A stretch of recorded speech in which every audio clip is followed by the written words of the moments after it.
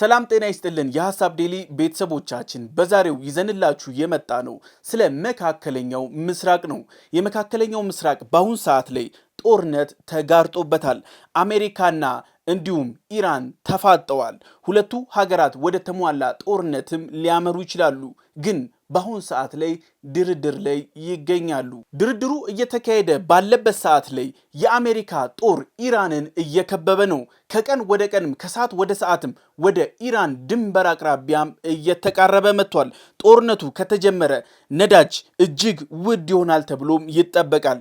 ጦርነቱ ቀጠናዊ እንዲሁም ዓለም አቀፋዊ የመሆን እድሉ ፍጹም እየሰፋ ነው። አሜሪካ እንደ ቬንዙዌላ ይቀላታል ተብሎ አይጠበቅም። ሞሳድ በዚህ ሰዓት ላይ ኢራን ውስጥ ገብቷል። በኢራን ውስጥ ትልቅ የተባለ ኦፕሬሽኖችንም እያሰናዳ ይገኛል። የኢራንም ህዝባዊ አመጽንም እያቀጣጠለ ይገኛል። ምናልባትም አሜሪካና ኢራን ጦርነት ውስጥ ከገቡ ሞሳድ ትልቁን የአንበሳውን ድርሻ ይወስዳል ተብሎ ይጠበቃል። ዶናልድ ጄ ትራምፕ እንዳሉት ከሆነ የኢራን መሪ አያቶላ መጨነቅ አለባቸው ብለው ተናግረዋል። አሁን ድርድር ላይ ነን ግን ትንኮሳዎች አሉ ብለው አስጠንቅቀዋል። Should the supreme leader in Iran be worried right now? I would say he should be very worried, yeah. He should be. As you know, they're negotiating with us. They were thinking about starting a new site in a different part of the country. We found out about it. I said, you do that, we're going to do very bad things to you. አሜሪካ በዚህ ሰዓት ላይ የኢራን ድንበሮች አካባቢ ላይ መጠጋት ጀምራለች። ብዙ ጦርም እያሰማራች ነው። አውሮፕላን ተሸካሚ እንዲሁም ባህር ሰርጓጆችም በቀጠናው ላይ በስፋት እየታዩ ነው። አሜሪካ ወደ ኢራን ድንበር አቅራቢያ እየቀረበች ነው። ቦምብ ጣይ አውሮፕላኖች እንዲሁም ሚሳኤል መቃወሚያዎች በተጠንቀቅ ላይ ቆመዋል። እንዲሁም የኢራን ህዝባዊ አመጽም ጋብ ቢልም አሁንም ስጋቶች በቴሄራን ውስጥ አሉ። እንዲሁም አሜሪካ የምታደርገው ጫና ከቀን ወደ ቀን እየጨመረ ነው። እንዲሁም ሁን ተብሎ የሚደረግም ጫናም ጭምር ነው ተብሏል። The United States has carried out a significant military build-up in the region. Aircraft carriers, long-range bombers, missile defenses, and additional forces have moved closer to Iran. President Donald Trump has paired that build-up with explicit threats of military action and with public promises to support Iranian protests, which led to unrest that killed thousands, according to official figures. The pressure has been deliberate and visible. የአሜሪካ ጦር ወደ ኢራን ድንበር አቅራቢያ እየቀረበ ቢሆንም ኢራን ቁጭ ብላ እየተመለከተችው አይደለም። የኢራን ድሮኖች ሻሂድ የተባሉ ድሮኖች፣ አጥፍቶ ጠፊ የተባሉት ድሮኖች ወደ አሜሪካ መርከቦች መቃረብ ጀምረዋል። አሜሪካም አንዳንዶቹን መታጠላለች። አንዳንዶቹ ግን ሰልለው እንዳለፉ መረጃዎች እየጠቆሙ ነው። እንዲሁም ሀገራቱ ተፋጠው ይገኛሉ። በዚህ ሰዓት ላይ በግራ ድርድር በቀኝ የጦርነት እጅ እየተሸመቀ ይገኛል። A Shahed drone, was picked up heading towards USS Abraham Lincoln. It was knocked out of the sky. It's a one-way drone. They're almost on a suicide. They're suicide drones, not to come back. And it was knocked out of the sky. የኢራኑ መሪ አያቶላ ሐሚኒ እንዳሉት ከሆነ አሜሪካን ነገሩን ልታጤነው ይገባል ብለዋል። ኢራን ከተነካች ውድመቱ ቀላል አይሆንም ተብሏል። አሜሪካ ትልቅ የተባለ ከበባ እያከናወነች ነው። ከበባው ደግሞ ጫና ለመፍጠር ነው። በአሁን ሰዓት ላይ በድርድር ጠረጴዛ ላይ ሁለቱ ሀገራት ቢገኙም አሜሪካ ወታደራዊ ጫና እያደረገች ነው። ወታደራዊ ጫና ደግሞ ኢራን በተጽዕኖ ውስጥ ሆና የኒውክሌር ፕሮግራሟን ለማቆም እንድትፈቅድ እንዲሁም እንድትፈርም ጭምር ለማድረግ ነው። Iran's supreme leader has warned that any US attack would trigger a regional war. This is the balance now. It may not look equal, but both sides believe they hold leverage. Washington believes pressure can force concessions. Tehran believes escalation would engulf the region. ከዚህ በፊት በኢራን ላይ ትልቅ የተባለ ውድመት ያደረሰው ሞሳድ አሁን ኢራን ውስጥ ተመልሶ ገብቷል። አሁን ላይ በኢራን ውስጥ ትልቅ የተባለ እንቅስቃሴ እያከናወነ ነው። እንዲሁም የሚመቱና እርምጃ የሚወሰድባቸውን አካላትንም ታርጌቶችንም እየለየ ነው። ኢራን አመጽዋንም እያቀጣጠለ እያፋፋመም ይገኛል። እንዲሁም ድርድሩ ካልተሳካ ልክ እንደ 12 ቀኑ ጦርነት ሞሳድ ትልቅ የተባለውን የአንበሳውን ድርሻ ይወስዳል ተብሎ ይጠበቃል። በዚህ ኦፕሬሽንም ዋነኛ ተካፋይ አካልም ይሆናል ተብሎ ይጠበቃል። ሞሳድ በአሁን ሰዓት ላይ ኢራንን ከላይ እስተታች እየተቆጣጠረ እየሰለላትም ይገኛል። ግን የኢራን መሪዎች ሞሳድ መግባቱን አውቀዋል። ግን ምን እየሰራ እንደሆነ ግን አላወቁም። It's incredible to see how Mossad has operated inside Iran and how they're able to pick out targets how they want. But yes, many people talk about Rouhani, many people talk about Mousavi. These are politicians who, Mousavi is under house arrest, who could perhaps work well with the US. ኢንተርናሽናል አቶሚክ ኢነርጂ ኤጀንሲ እንዲሁም አሜሪካ ኢራን ትልቅ መፋጠጥ ውስጥ ገብተዋል። በአሁን ሰዓት ላይ ድርድር እያደረጉ ነው። በዚህ ድርድር ደግሞ በ12ቱ ቀን ጦርነት በቢቱ ቦምበሮች ያልወደመው የኢራን ዩራኒየምን እንድታስረክብ አሜሪካ ትፈልጋለች። ኢራን በዚህ ጉዳይ ላይ መነጋገር አትፈልግም። በኒውክሌር ማበልጸጉ ጉዳይ ብቻና ብቻ ነው መነጋገር የምትፈልገው። The immediate result is a new nuclear reality. Iran's uranium enrichment is now effectively halted after the strikes, facilities damaged, operations disrupted. But the nuclear issue itself remains unresolved. ቱርክ፣ የተባበሩት አረብ ኤሚሬት፣ ሳውዲ እርምጃ እንዳይወሰድ ነገሩ በድርድር እንዲቋጭ እየተማጸኑ ነው። እንዲሁም ሁሉም የቀጠናው ሀገራት ኢራን የኒውክሌር ፕሮግራሟን እንድታቆም ይፈልጋሉ። በግልጽም መቃወም ጀምረዋል። In Turkey, and it was going to have Egypt there and UAE and Saudi Arabia perhaps, who is a rival of Iran, but all these countries have made it clear, at least publicly, they don't think we should be taking action in the region. They want us to go slowly and go into talks, and those talks are going to be discussing only one thing, and I don't think this is acceptable, their nuclear program. የዶናልድ ጄ ትራምፕ አስተዳደር በአሁን ሰዓት ላይ ከኢራን ጋር ለሚደረገው ድርድር አቋሙን ግልጽ አድርጓል። በእነዚህ ነጥቦች ላይ መደራደር እንደሚፈልግም አሳውቋል። ኢራን የዩራኒየም ማበልጸጓን ሙሉ በሙሉ እንድታቆም ይፈልጋል። ኢራን የባለስቲክ ሚሳኤሎቿን እንድትገድብም ጭምር እንዲሁም የታጠቁ ኃይሎችን ኢራን እንዳትደግፍም በሰፊው መደራደር ይፈልጋሉ። ኢራን የበለጸገ ከ400 ኪሎ ግራም በላይ የሆነው ዩራኒየም እንድታስረክብም አሜሪካ ትፈልጋለች። የኢራን አቋም በቀጠናው ላይ እንዲቀንስም አሜሪካ ትፈልጋለች። ግን በኢራን በኩል አብዛኞቹ በዝምታና ባላየ እየታለፉ ነው። The United States wants Iran to permanently stop uranium enrichment, to hand over roughly 400 kilograms of uranium enriched to 60%, to limit its ballistic missile program, and to stop funding and supporting armed groups in the region.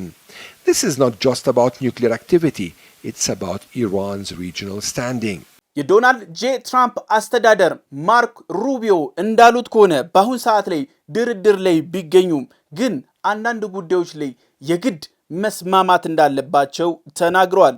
እሳቸው እንዳሉት ከሆነ በአመጽ የተገደሉና የታሰሩ እንዲሁም አንዳንድ አካላት ላይ የሚደረግ አፈናም እንዲቆም እየጠየቁ ነው። በኢራን ውስጣዊ ጉዳይም ጭምር መደራደር ይፈልጋሉ። ሽብርተኛ ድርጅቶችንም አለመርዳት፣ ሚሳኤሎችን መክታት እንዲሁም የኒውክሌር ፕሮግራሙን ሙሉ በሙሉ ማቆም ዋነኞቹ መሆናቸውን አሳውቀዋል። Look, I think in order for talks to actually lead to something meaningful, they will have to include certain things. And that includes the range of their ballistic missiles. That includes their sponsorship of terrorist organizations across the region. That includes the nuclear program, and that includes the treatment of their own people. በአሁኑ ሰዓት ላይ አሜሪካና ኢራን ድርድር ላይ ቢሆኑም በኢራን በኩል ያለው የአሜሪካንን ፍላጎት ሙሉ በሙሉ ውድቅ ያደረገ ነው። ኢራንና አሜሪካ በኒውክሌር ማበልጸግ ፕሮግራሙ ላይ ብቻ እንደሚወያዩ ነው የሚታወቀው። አሜሪካ ግን ብዙ የተባሉ ነጥቦችን ዘርዝራለች። ግን ኢራን ከነዚህ ነጥቦች ውጪ መነጋገር እንደማትፈልግ ተናግራለች። ኢራን በኒውክሌር ጉዳይ ብቻ መነጋገር ፈልጋለሁ፣ የሚሳኤል እንዲሁም በክልሌ ላይ የማደርገውን የትኛውንም እንቅስቃሴ አሜሪካ እንድትገድበው አልፈልግም። ኢራን እነዚህን ጉዳዮች ላይ ከሰራች እንደ ውድቀት እንደ መሞትም አድርጋ ትቆጥረዋለች። Tehran says it will talk about the nuclear file only, nothing else. Missiles are off the table. Regional alliances are off the table. From Iran's perspective, widening the agenda turns negotiations into capitulation. Iran's aim has always been lifting the sanctions, but now another priority is preventing the war. ኢራን አሜሪካ ባቀረበቻቸው ነጥቦች ላይ ለምሳሌ ሽብርተኝነትን በመርዳት የሚሳኤል ምርቷን መገደብ እንዲሁም በሌሎች ጉዳዮች ላይ የኢራን እጅ በቀጠናው እንዲቀንስ የሚለውን ኢራን እንደማትቀበለው አስታውቃለች። የትራምፕ አስተዳደር እንደ ኦባማ አስተዳደር ይሳካለታል ተብሎ ብዙም አይጠበቅም። ዶናልድ ጄ ትራምፕ ግን በዚህ ድርድር ይህንን እያሉ ነው። ትራምፕ እንዳሉት ከሆነ እንደ ኦባማ አስተዳደር አንታልልም እያሉ ነው። They made it very clear they're only going to talk about their nuclear program. President Trump and the administration made it very clear they want to talk about limiting their missiles. They want to talk about proxies, ceasing their financing of proxies.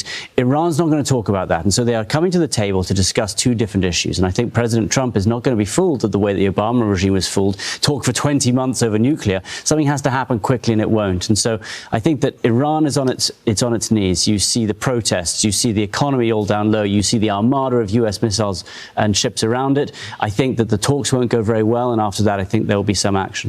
ኢራን በ12ቱ ቀናት ጦርነት ላይ አቅሟን ታይቷል። እንዲሁም አሜሪካ በባህርና እንዲሁም በሌሎች ቤዞቿ በኩል ሲደረግ የነበሩት የሚሳኤል መቃወሚያ ስርዓቶቿን በሙሉ አልፎ እንዲሁም የእስራኤልን አይረን ዶምን ጭምር አልፎ ትልቅ የተባለ ውድመት እስራኤል አስተናግዳለች። በዚህ ደግሞ ዓለም ኢራንን ዝቅ አርጎ መመልከት እንደሌለበት ዓለም በዚህ ሂደት ኢራን ዝቅ ተደርጋ የምትታይ እንዲሁም ኢተገማች ሀገር መሆኗን አረጋግጧል። ከኢራን ጋር የሚደረግ የትኛውም ግጭት ትልቅ የተባለ ውድመት እንደሚያስከትል ለዓለም አሳይታለች። During the 12-day war, destroyers played a key role in protecting Israel from barrages of Iranian missiles. Still, some missiles got through, which showed the world just how dangerous a conflict with Iran could be. በአሜሪካና በኢራን በኩል ጦርነቱ ቢነሳ የሆርሙዝ ወሽመጥ ሙሉ በሙሉ ይዘጋል። ያ ማለት ከ150 ወደ $200 የዓለማችን ነዳጅ በከፍተኛ ፍጥነት ያሻቅባል። ይህ ሂደት ደግሞ በሰዓታቶች ብቻ የሚደረግ ትልቅ የኑሮ ውድነት ነው። ዶናልድ ጄ ትራምፕ ምናልባትም በዚህ የነዳጅ መታገት እንዲሁም ዋጋ መናር የተነሳ ድርድሩ ላይ ያተኩሩ የሚሉ ጫናዎች እየበረከቱ ነው።